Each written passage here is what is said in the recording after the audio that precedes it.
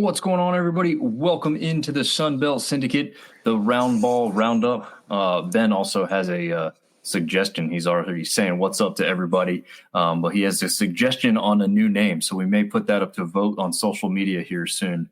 But welcome Zach back to the show. He's been at the Myrtle Beach Invitational earlier today. Pretty much like an all-day venture for you, right? Yep, from first game's at 12, the fourth game's at 8. So I left at halftime because it was getting late, and I think it was like a 19-point game at halftime. So I just left. Yeah, that one we'll talk about here in a minute, but that one was ugly early. It actually improved after you left, I guess, really technically. But yeah, Bradley's a pretty good basketball team, I'd say. Yeah, and I mean, yeah, we'll get into it later, but there was a few things I didn't like from Texas State either, but like we said, We'll get into it later. Perfect. Good, because I did not get to take any of that one in. I was at my son's ice hockey practice, not basketball. He's not a basketball guy yet. Maybe never will be if he's in hockey, because that's kind of like the same time of the season. But yeah, we'll jump right in here. Round Ball Roundup for now. Still going with that name. And we've got Zach's logo and the Sunbelt Syndicate on there, and a Troy dunk against Oregon earlier this, I guess it was this week, right? Was that a Sunday night game? Yeah, I believe so. Yep. Sunday. So they at least didn't have to travel all the way across the country for a weekday game, I guess. But I guess it still affected maybe Monday morning for them. We'll see. We'll have to see. Ben is currently playing Madden while watching the show. Nice. I have not. I've gotten no new systems to play any of the new games. Zach, are you a video game guy? Oh yeah, I bought the PS5 over the summer just so I could get the college football game. Nice. Are you good? I'm all right. I mean, like I don't sit here and just like completely grind video games all day, but right, I'm at least decent. Nice. Very good. I was the type of person who would play more against the computer than online back in the day. Oh, yeah, me too. Just for sure. Yeah. I would get creamed by people who would just run the same play because they knew it was successful over and over and over. I hated that. So, of course, I was probably guilty of it when I played against the computer a few times. So there's that to talk about too. But yeah, we'll jump right in. Again, we're going to put up each and every game since the last time we had a show up on screen. We probably won't dive in deep to each one, but we will touch on it. So obviously we did a live show last Thursday where ULM was playing, and by the time we were done, that one had completed. So we already kind of touched on that. So the first games that we haven't talked about since then did occur on Friday evening, with Old Dominion taking down Maryland Eastern Shore. It's like the longest name ever for a team in Maryland, I feel like. But they did win that one 73-71. And Georgia Southern, the first game of their Rock Hill Classic, they take down North Carolina Central 80-75. Did you get to take in these games live or check in on them at all? I watched a little bit of the Old Dominion game. I didn't watch Georgia Southern because I don't think that was on ESPN Plus, but I kept up with it. But yeah, Old Dominion's first win with Mike Jones as their head coach. So that was exciting. And Devin Caesar's been amazing off the bench for them. He had 23 in this game. I think he's definitely their leading scorer and one of the leading scorers in the Sun Belt. So yeah, he's been big for them. A returning guy, not a transfer. So right. that might be even more surprising. Yeah, exactly. With who they brought in, Sean. You're going to have to help me with the last name. I feel like I read it properly in my mind, and then when I go to say it, I know I just butcher it. Gordon? Mm-hmm. Yeah, just how it reads. Yeah. Okay. 15 points. So he had a pretty good output in that one. And Caleb Swanton Roger, 14 rebounds. I thought he'd be the shot blocking machine, which he's got some shot blocking ability, obviously. But he's a rebounding machine thus far, especially in this game here. Now, I will say this. Is this a litmus test? I mean, this isn't a good test to know if ODU's any good. They're probably expected to win this one, right? Or, I mean, yeah, but at the same time, it's a Division I opponent. So it's not like they're going out there and sneaking one past like an NAI school or anything like that. So, I mean, it's signs of an improvement from their first 3 games where they started 0 for 3. Good point. Very good point. Speaking of a team that was 0 for, North Carolina Central was 0 for before playing Georgia Southern. Georgia Southern wins this one just by 5 points, but they had a massive game by Nicavian White. Freaking 24.6 rebounds. Phenomenal game, but they also had some other players that stood out. Avante Parker was a name I think you mentioned before the season got started, somebody to watch out for over there at Georgia Southern, correct? Yeah, it was.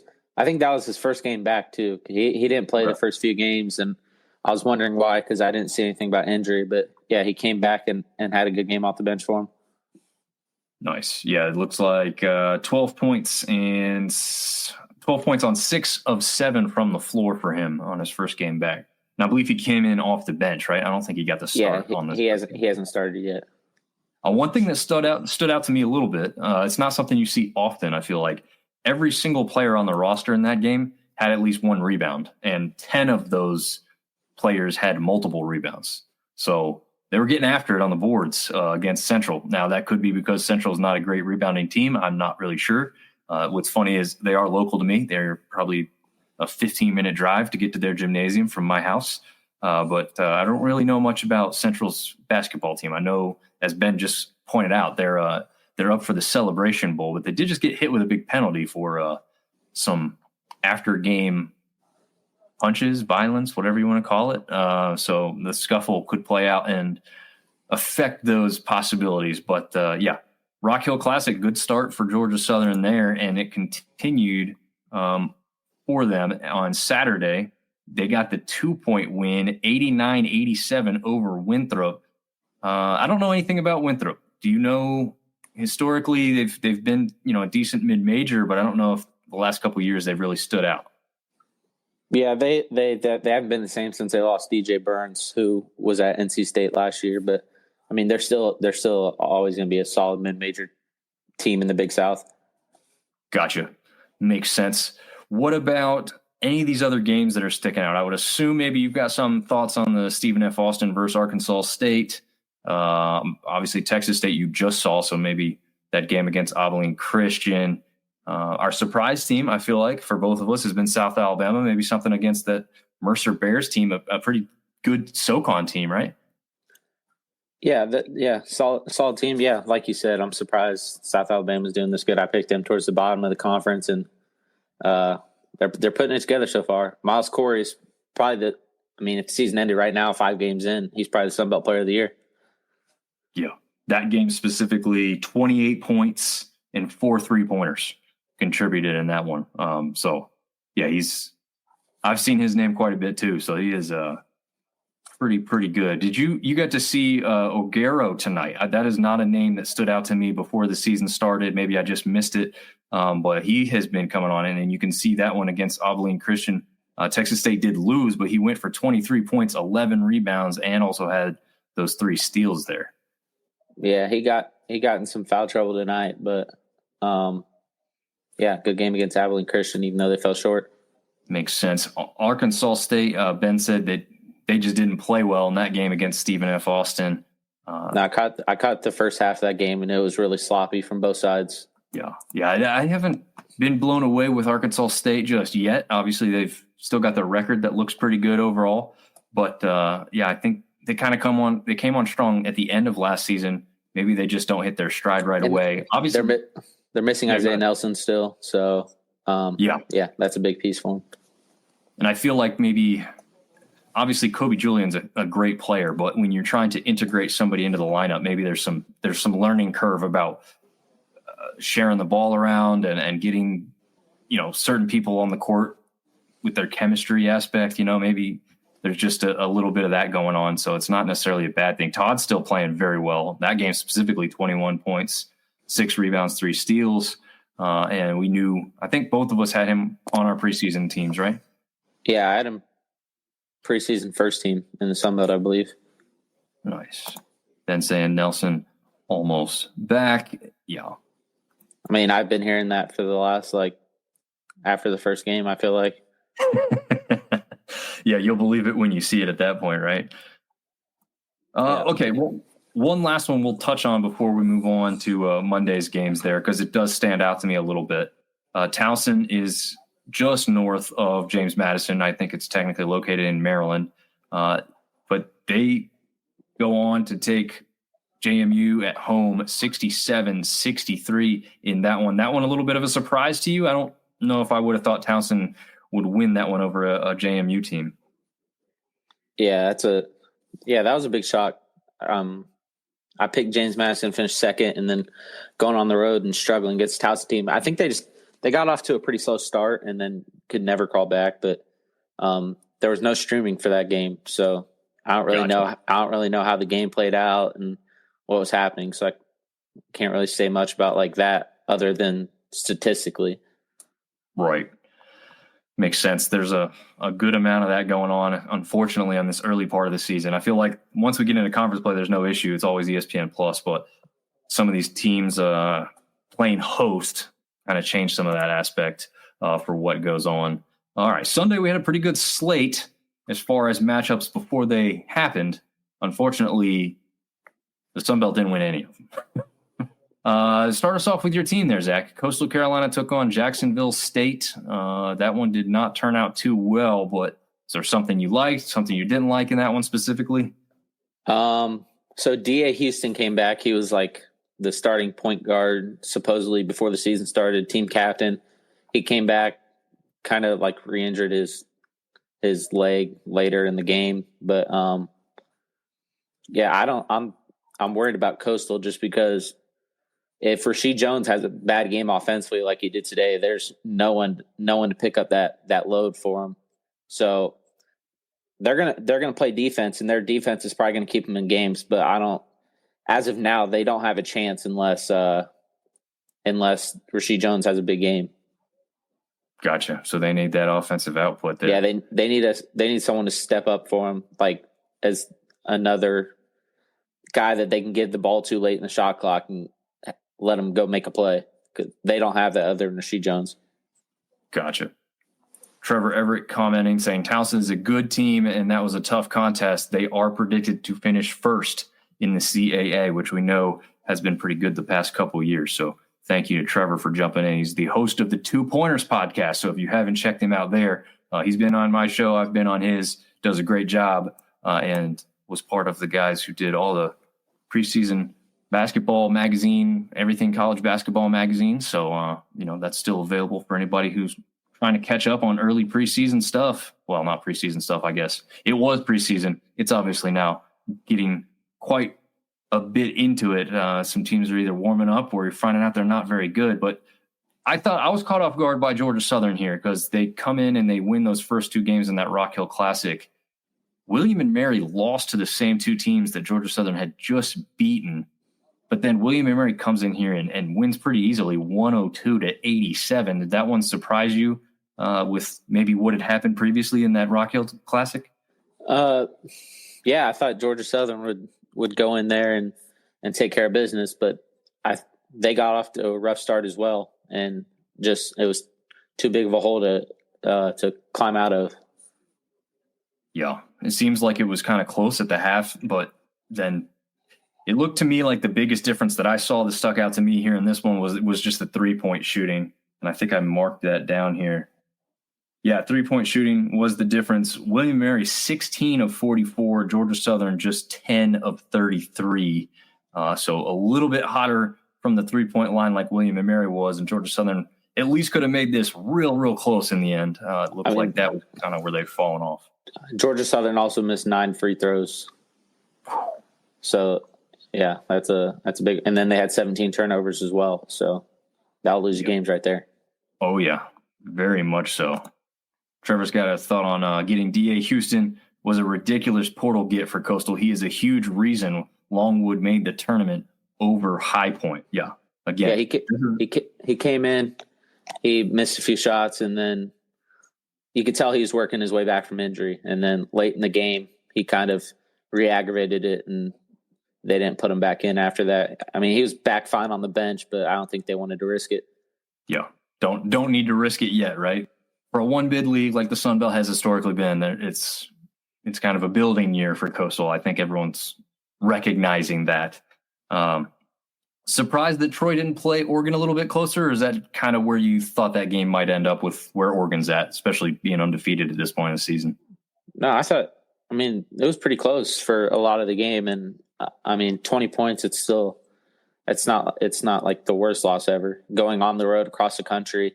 I think they traveled like the day before, like 24 hours before the game. So, oh, wow. So getting there 24 hour flight across country 24 hours before the game, and then putting up a decent effort against a good Oregon team was solid to me.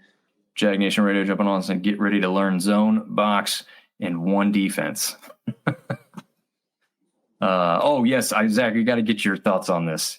Trevor loved the ticket promo Coastal ran. Did you guys as students have a little laugh at that? People talk about that in town as something people got either kind of excited about for a certain reason, or did they think it was kind of a joke? I mean, it's season tickets, so students get in for free anyway, so it didn't really matter to them. But it's a cool thing, but our girls team is 4-1, so that might be good, but they could have made it a better number. It's that 35. Makes sense. Yeah. I think 35 is a little much. Yeah. Seems like a lot for a first year head coach. It's like they knew what they were doing. Yeah. Yep. That does seem to be the case there. Jag Nation Radio says they wish more schools would do that. Likely increase to season tickets. Yeah, it probably would. People take the chance. I think some of those schools would be scared they might actually do it and then have to owe people money. That's what, after like the first night, and Coastal looked good against Western Michigan, and the girls team went on the road and won against, I think, Central Michigan. Everyone was like, uh-oh, like, heck, maybe we might have two good teams now, but they might be safe on it this year. Yeah, I think this year is probably safe. And Trevor saying they haven't achieved that number except once since like 2010. Yeah.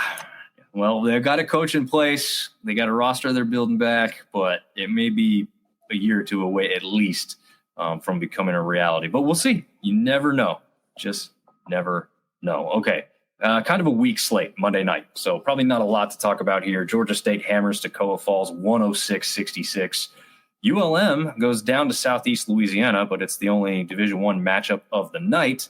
They lost that one 70-67. And then South Alabama beats Spring Hill, beats the hell out of them 95-61. I don't know. Was this one of those ones where like only one of these was an ESPN Plus game at this point? I kind of watched some of the Georgia State games just because I was interested, because they threw in a few different lineups and had some guys that don't usually see the floor play significant minutes. Like Jelani Hamilton had 30 in his first start, and he was playing under 20 minutes a game, I believe, before that. And then Clash Peters, he's a freshman. He was committed to Coastal, and then when Benny and Cliff left, he decommitted, went to Georgia State. He's been really good for Georgia State, so I was interested to see him a little bit as well.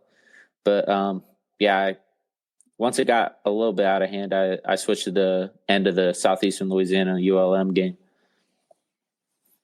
Makes sense. That one looks like clearly the best game of the night in that one. Was that a game that ULM had a real shot to win, or was that one that got closer at the end with some foul trouble?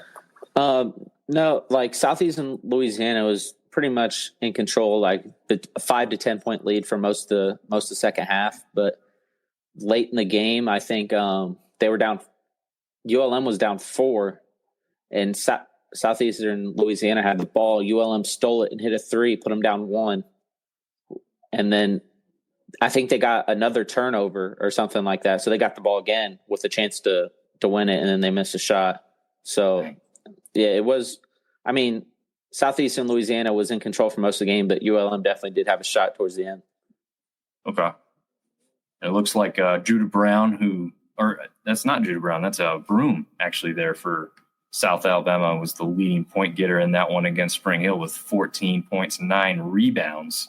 But I know Judah Brown was sticking out to me in an earlier game that I had noted down. He's shooting the ball really well.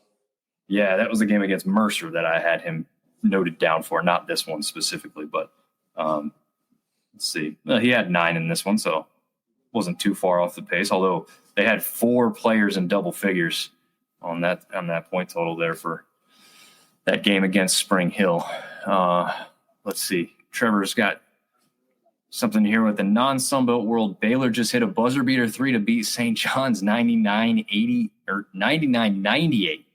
I think that double OT, Trevor. I don't know. Were you checking that one out, Zach? Before we went live.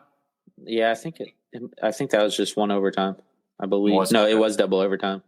I just saw it on my phone.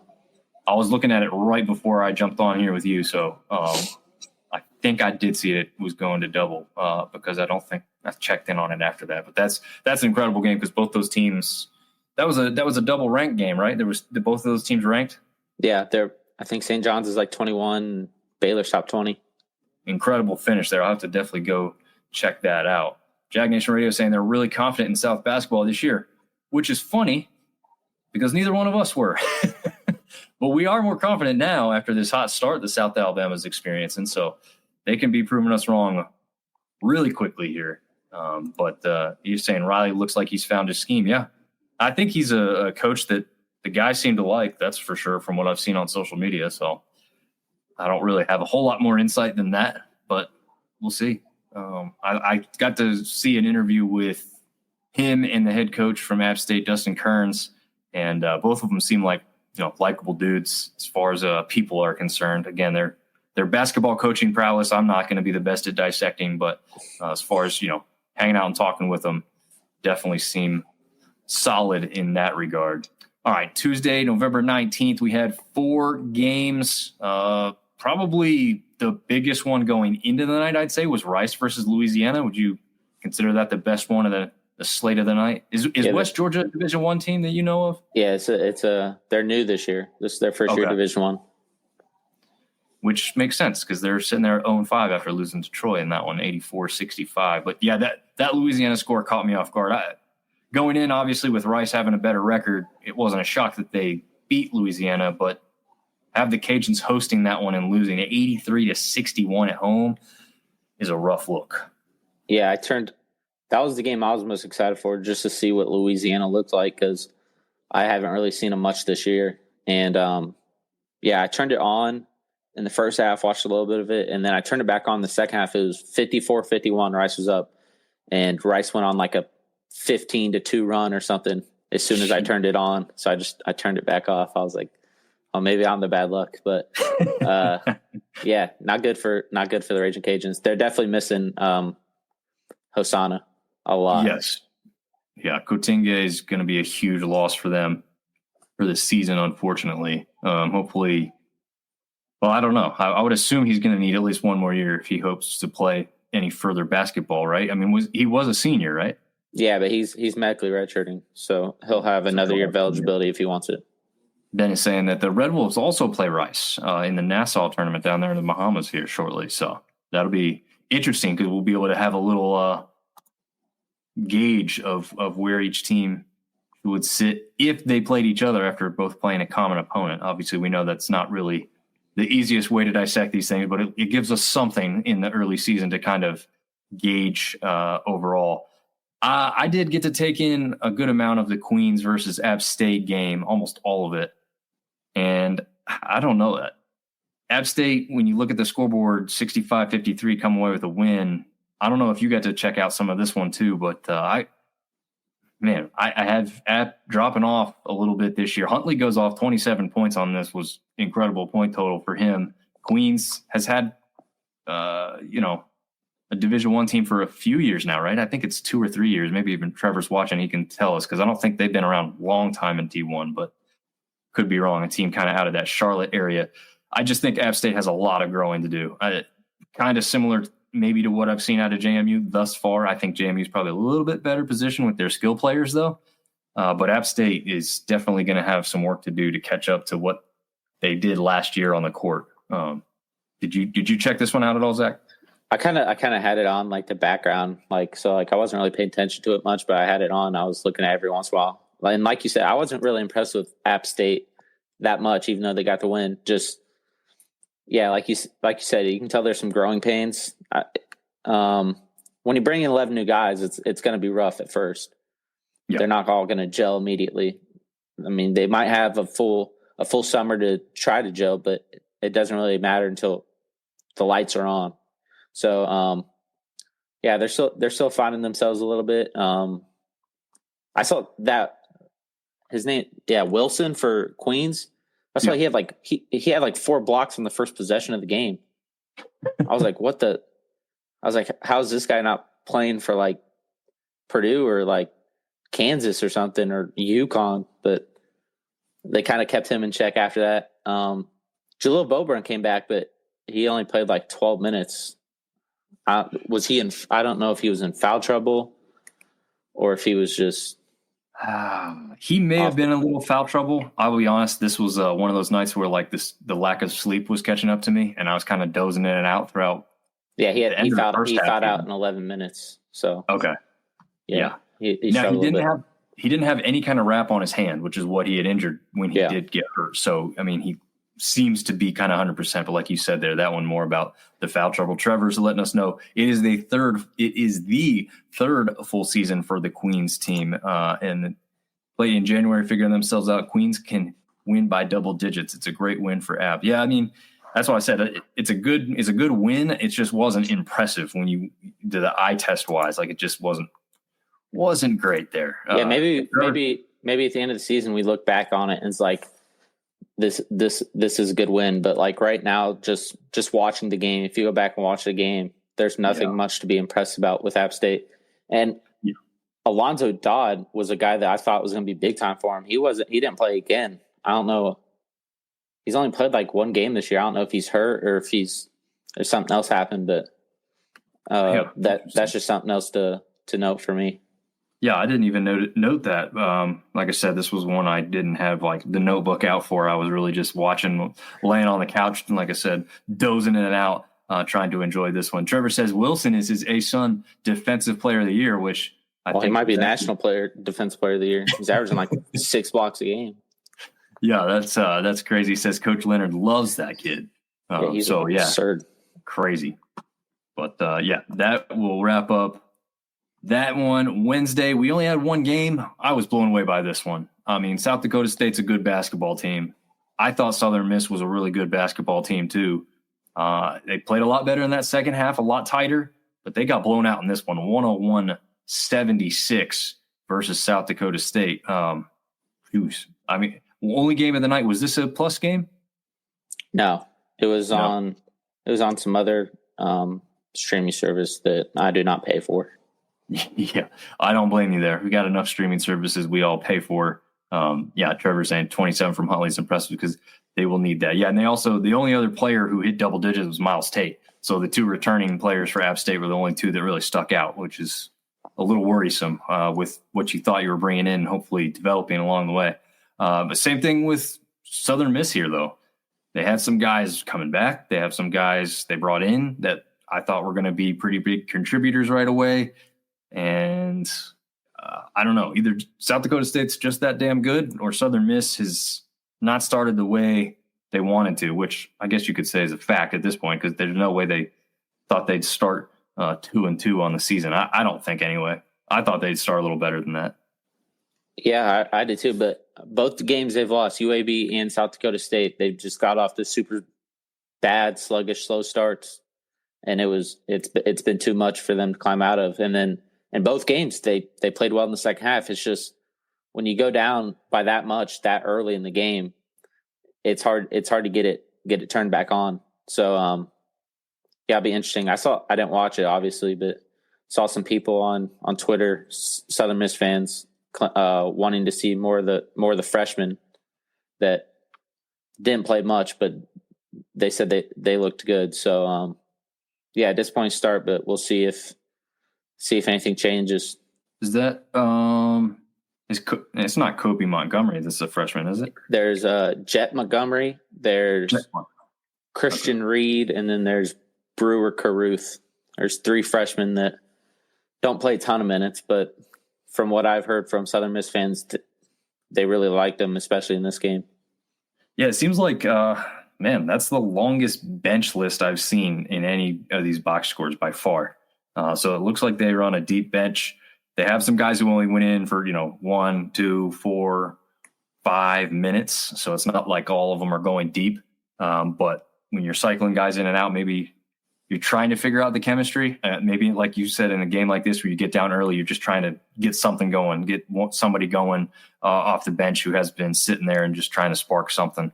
We'll have to see what happens there with that as they continue to go along the way. Trevor says the Summit League Network for that one.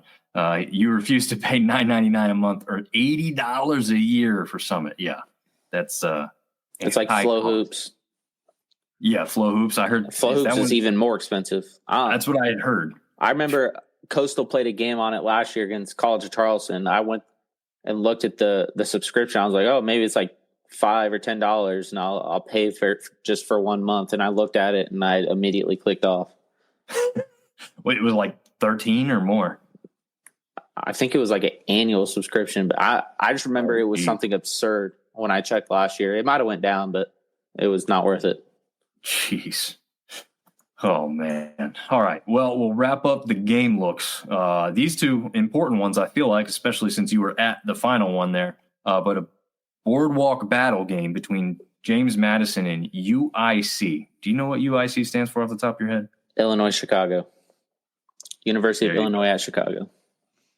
And it looks like, ESPN's famous for doing this, so it makes it a little easier. If they are a D1 team, they typically have a logo, and if they're not, they typically don't. They are a D1 team as well? Okay. Mm-hmm. So is that what you would consider an impressive win then, the 99-81 victory over them? Or I mean, before the season started, I would have thought that they would be doing something like this, being a UIC team by 18, but with the way both teams been playing, I watched a little bit of UIC in an earlier game, and they looked really good. So Bryce Lindsey was like 10 for 11 off the bench, had 28 points. Yeah, so he's a big reason why they won. And I just looked. Flow Hoops is, if you get the monthly subscription, it's $30 a month, and if you get the annual, it's $150 for a year or $13 a month, $12.50 a month. So take the chance on Coastal Carolina basketball tickets, folks, because that's a better deal. Yeah, might as well. Oh, man, that's insane. $30 a month if you wanted to see one team's game. If you were very seriously considering a drive to one that's somewhat local but would cost you like well over $100 or almost $200 to like take people to and get to, yeah, maybe that's a deal that you're willing to have a couple buddies come over and watch it with you. But also, it's like, it was over winter break. Like if it was during like the school year, I might as well just drive down there and watch it. Like an hour and a half, 2 hour drive. Like might as well just at that point just go down there and watch it for like the same price. That's crazy. Yeah. Merle Sports says obligatory F Flow Sports. All my homies hate Flow Sports. Yeah, I don't know anybody who likes Flow Sports. Trevor brought up the point. It's expensive, but it does help the programs a lot. But probably just the CAA fans, because the CAA hoops is on there, so that's the only way to watch a game. So they probably like Flow Hoops just because they can watch it. Yeah, I guess that's true. But Trevor is noting you can also get a huge discount through the school. So still, I'm guessing you have to be a member school of Flow. If that makes, I don't know if they consider a member or like sports, like affiliated with the school or something, or like have a code from the school or something like that. Yeah. Trevor says, otherwise I'm not defending Flow. Yeah. I haven't heard anybody else really defending Flow like that. So, talk to us about this Bradley Texas State game. I know you said you left this one a little early, but I stayed for the whole I stayed for the whole game on this one. I left at halftime of the Wright State Princeton game. Gotcha. Which was a little shocker because Princeton was considered like maybe the favorite of the tournament, and they got blown out. But Texas State, Bradley played really good defense in the first half. Like Texas State couldn't do anything. And then Bradley just hit the shots they needed to hit. If there was any space, they were hitting it especially in that first half. And then the second half, Texas State looked a little better. They clawed back in it a few times, but it was never enough. And then Bradley pulled away again late. But I think I checked at one point, Texas State was like, they ended the game like 2 for 9 from three. Like, first of all, in 2024, taking 9 threes is not going to win you basketball games. And then only making 2 of them is definitely not going to win you basketball games. So I think they had like 3 or 4 guys out, though. That they've had 3 guys out all year. Benson, Mark Drone, who they were super high on.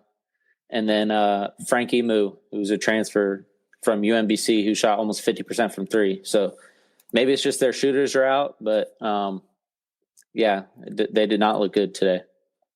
Yeah, that's like you said, to hear someone shot less than double digits when it comes to 3-pointers is a little shocking.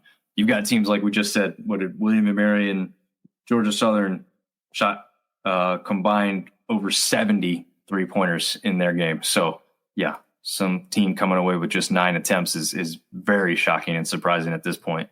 Vernal Sports thinks we should ban Liberty to Flow Sports. I won't change your mind. I'd like to banish them pretty much all the way around. But I don't know if Zach has some thoughts, since a former coach of his is now over there at Liberty coaching a football team. Yeah. Let's just say the students here do not like Jamie Chadwell anymore. Easy to know. Easy to understand why. Yeah.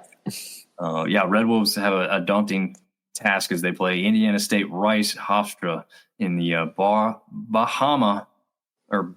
Baha Mar Hoops tournament in Man, that's a mouthful right there.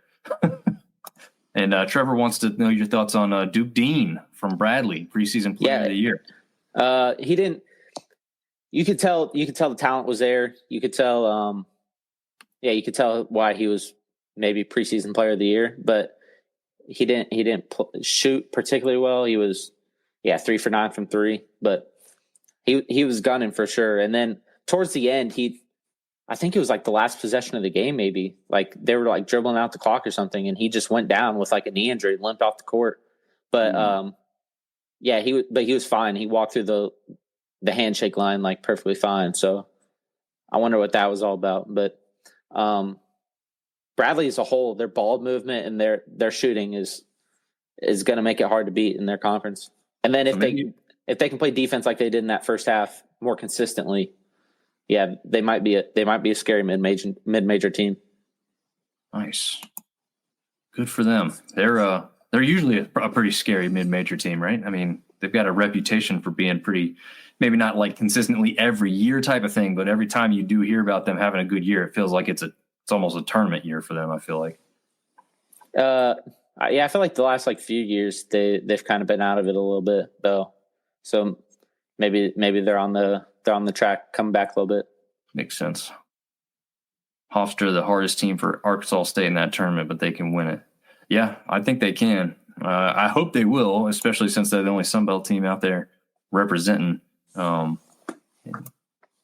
Sports, and Ben having a little side conversation there. But that wraps it up for the games that we've now been caught up on, actually. So there's nothing left except for what's coming up on Friday's slate for us. So take a quick look at the standings. Obviously, 0 conference games played thus far. So this is just all out of conference stuff.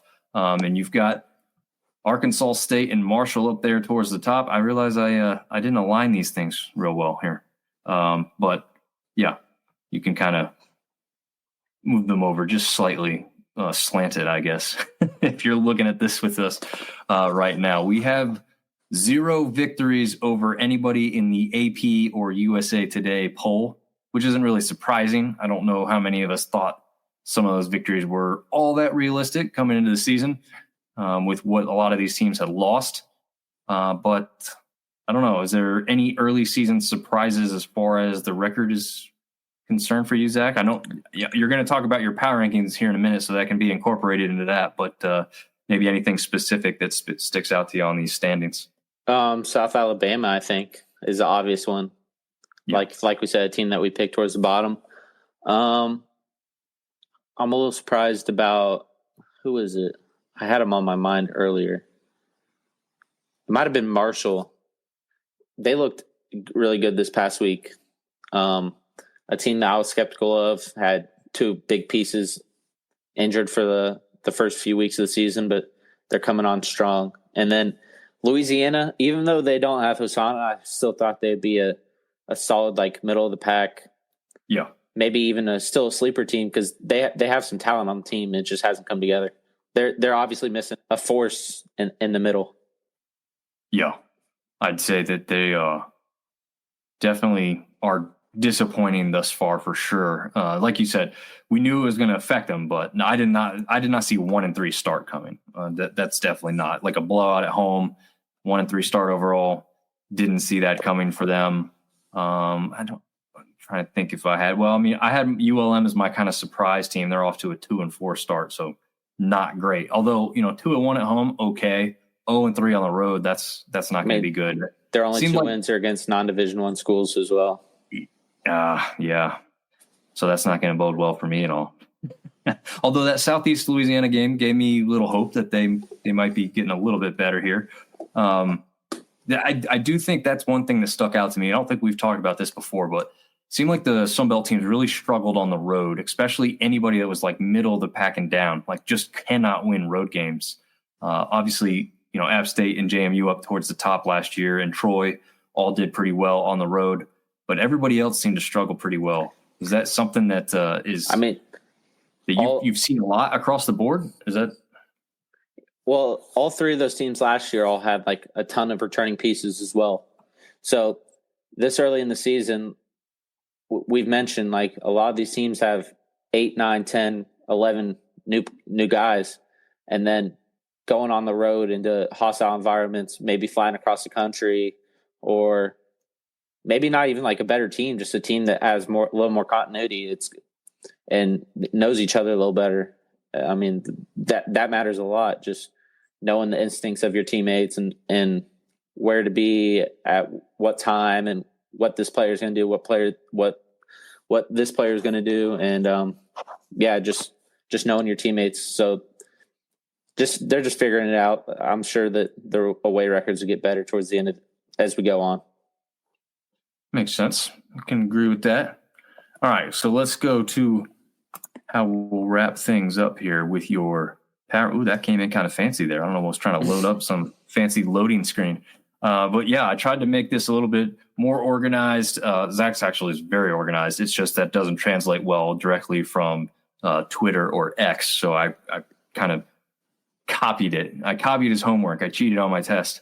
But yeah, I moved it over here with just some bigger graphics so we can read it a little bit easier and he can give you a little bit more detail because at this point you're the only one doing it. I'm not doing my own power rankings yet till I get a better picture of what I have to look at because I haven't gotten to take in as many games as you have. So I'm going to lean on you as the expert, which is really not hard to do because everyone can hear from your mind how much you do know and how much you're watching of Sunbelt hoops right now. So why don't you go through your power rankings and give us a little spiel about anybody and everybody if you want to. Let's just start from the top. Arkansas State. They beat Stephen F. Austin and Little Rock this past week. Like I said, I do my my power rankings from Monday to Sunday. So that's just those are the two games that they played in that week, and there's no reason to move them down. Winning two games at home, and both of them pretty handedly, but both by double digits. Troy, I could have moved down, but they went to Arkansas, top 20 ranked team, and they played them really good. They were up at half, and it just fell from them late. So not going to really discredit much there. And then they went to Oregon and played pretty decent there as well. Just like I said, a little bit later, kind of fell apart a little bit more. But and then there was really no teams below them that I thought deserved to be ahead of them, really. Maybe Georgia Southern if they would went 4-0 because they beat Augusta, NC Central, Winthrop, and then they lost to William Mary. Maybe if they beat William Mary, went 4-0 last week, I could have moved them up to 2. But they went 3-1 with a blowout loss to William Mary. So I don't really think that's enough to move them ahead of Troy. James Madison, I moved down. They beat Marion Baldwin, but then they, like we said, lost at Towson. So nothing really to hang your hat on. Still fourth in the Sun Belt in my eyes, as of now. They might really be the most talented team in the Sun Belt, but in terms of just even more so than Arkansas State, you think? I think in terms of pure talent, they might be first. Yeah. Okay. Just in terms of like the individual talent from top to bottom, I think they might be the most talented team in the league. But so fourth, I just thought Georgia Southern did a little bit more to earn themselves to go up versus just staying at 4. Southern Miss, their only win was Loyola, Louisiana, which is a non-D1 school. But I moved them up only because I moved Texas State down. That's because they went to TCU and almost pulled it off, actually, at TCU, which was a really good game, but they fell short, and then they got blown out by Abilene Christian. Yeah. So go 0-2, get blown out by Abilene Christian, and then the team below you goes 1-0, even though it's against an inferior opponent. Maybe move them up a little bit. South Alabama was my biggest mover this week. They went up. Actually, I take that back. They're my second biggest mover this week. They went up 3 spots because they went on the road to Ole Miss, and yeah, that was good. We talked about last week. They hung in there, and then Ole Miss just pulled away from them a little late. They lost by 10, and Ole Miss is a ranked team, so yeah, that was an impressive. Even though they lost, it was an impressive game, and then winning against Mercer was like you said earlier, a solid mid-major team. Marshall, they went up 4 spots for me. I had them, like I said, I had them towards the bottom, but they got Spear back, they got Mingo back, and they're playing better. They blew out Southern Indiana and Bellarmine. I mean, neither one of those is like the best Division I schools, but it's still teams they should have blown out, and then they went out there and did it. And these other teams I'm about to talk about didn't do that. Yeah, because they all fell, right? Yeah, so they deserve to be moved up ahead of them. Gotcha. Coastal losing at NC State, like a lot of us Coastal fans, students, we were impressed by that loss, losing by 12, but hanging in there with a team that just went to the Final Four, even though it's a much different team, just still hung around. A lot more positive than it has been the last 2 years. But the big one was getting blown out home to Jacksonville State. Like I said, just they got no offense other than Rasheed Jones. They need someone to step up and be that second man that if times get rough, they can count on them too. Louisiana, they went to Houston and got absolutely blown out by 46. Yeah, I mean, it was pretty much expected, but you can't not drop them after losing by 46. So yeah, that's pretty bad. Georgia State, they went to Jacksonville State and they had a good lead for a lot of that game. And then, so I stopped looking at the score and then I looked back at the score and all of a sudden Jacksonville State was about to win. It was kind of depressing. I looked back at the stats that didn't shoot well in that second half. So yeah, there's improvements that need to happen, but I think next week they'll probably move up a little bit. App State, they didn't play at all last week, but I still moved them down just because some teams below them, one team below them, Marshall, just deserved to be moved up, so had to move them down. Old Dominion went 1-1 last week. They lost at Radford. It was kind of a disappointing game. They got off to a slow start. Like a lot of these blowouts are, they just get off to a slow start and then can't dig out of it. So, and then they won at home against Maryland Eastern Shore, who they're supposed to beat. Right. And then ULM still my bottom team. They lost at Rice by 16, and then they won a game against a non-Division I school that I'm not going to try to pronounce it. I think we tried to pronounce it last week, and yeah, I think you let me butcher it pretty good. Yeah, I'm not even going to try it, but beating up on these non-Division I schools, these Division III, these JUCOs, these NAIs isn't impressive to me. It doesn't. You don't deserve to be moved up several spots just because you won a game. Like you're supposed to beat these teams by 50 because you have Division I talent and they don't. So right. Yeah, so that's how my that's how my power rankings are this week. And like I said, I've already worked on it a little bit this week. I kind of just try to go day by day and try to work on it day by day. So there's already some movement. I think there's going to be a lot of movement in like the middle of the conference this year. I think it's like that in football too. Like, yeah, you have the top 3 or 4 teams, and then you have the bottom 2, 3, 4 teams, and then the middle is just going to be constant up and down, up and down. So interesting to see. It'll be interesting to see if anyone can go up there and compete with Arkansas State, Troy, Georgia Southern, James Madison, or if some teams are really bad and they're stuck down there with a team like ULM.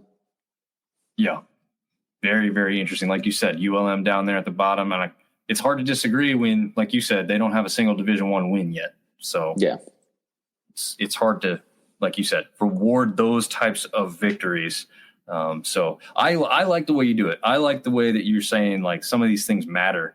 And you're like, well, typically I might not move them otherwise, but because the other team did get this small victory, maybe it's not a huge victory or surprise, but I am rewarding one and punishing another. Yeah, I like that because these things should have movement. That's what people want to see. They want to see if their team's going up or down. So yeah, I like the fact that you're not afraid to move some teams around, even if it's just a slight thing that you think is going on. I mean, if you go 1-0 in a week, and maybe you squeak out a win against, let's just say, some other mid-major school, and then the team above you, let's just say they didn't play a game this week, they went 0 for 0. Well, that's not fair that you can't move up just because that team above you didn't play a game. Like, right. You were better than you were last week, or at least you performed better than you did last week. So, I mean, in my opinion, you deserve to get moved up. I think we see that in football a lot, where like teams have bye weeks.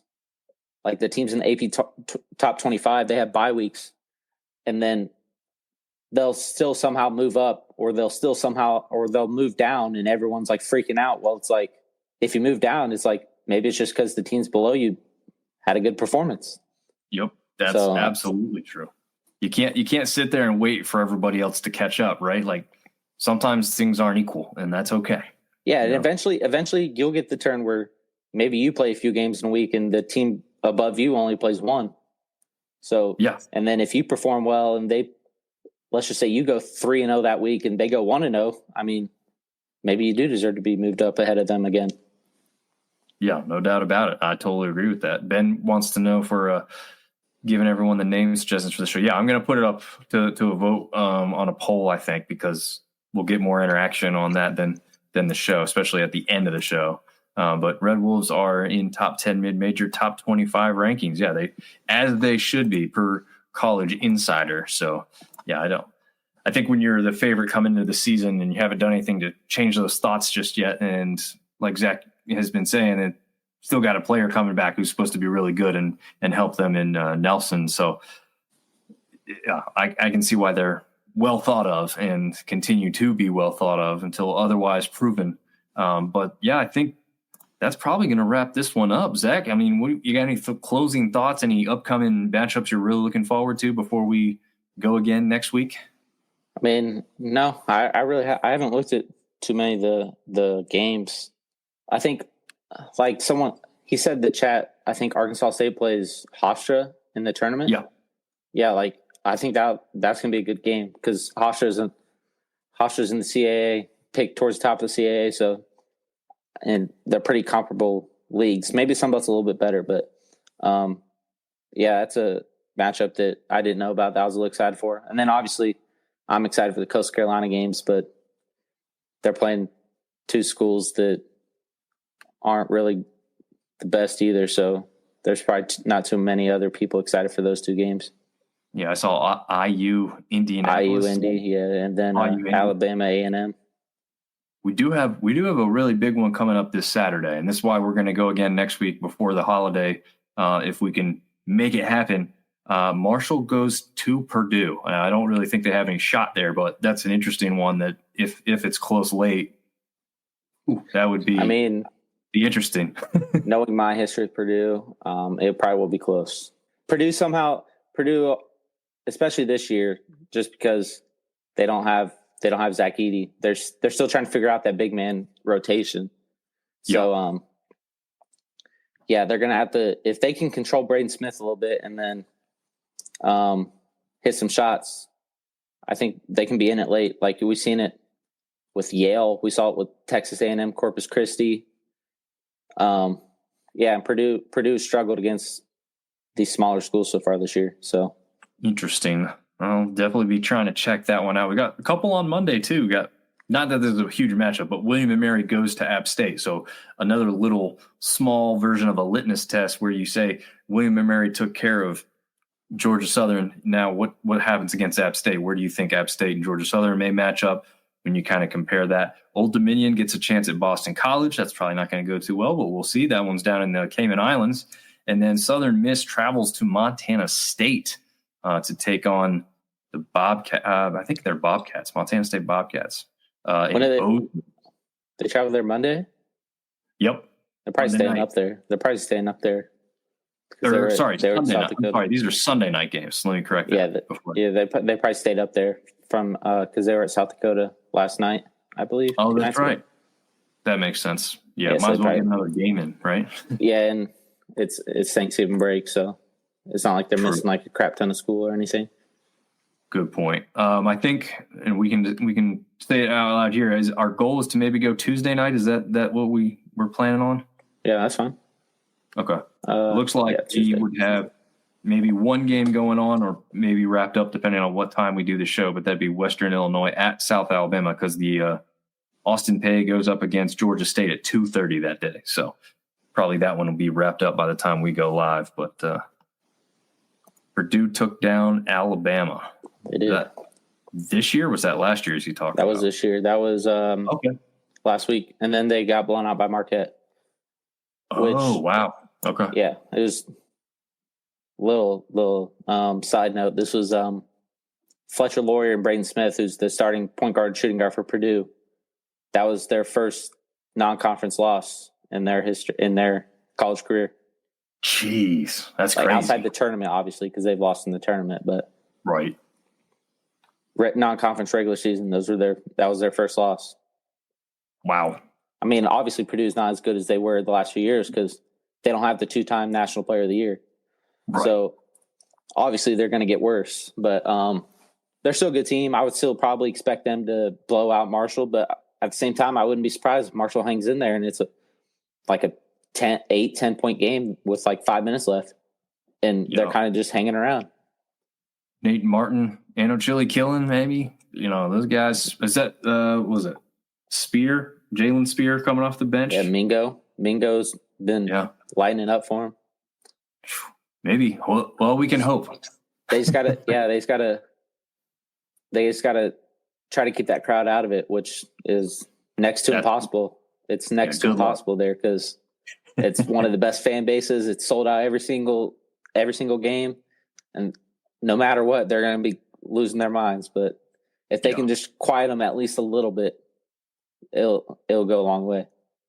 Nice. Well, hopefully we'll have some cool stuff to talk about for next Tuesday. Again, that'll be a kind of a short order turnaround, but again, we wanted to get one in before the holiday, and we have a few big matchups that we will be talking about. Of course, that one that we just discussed will be probably the hot topic, especially if Marshall does keep it close or pulls off a stunner.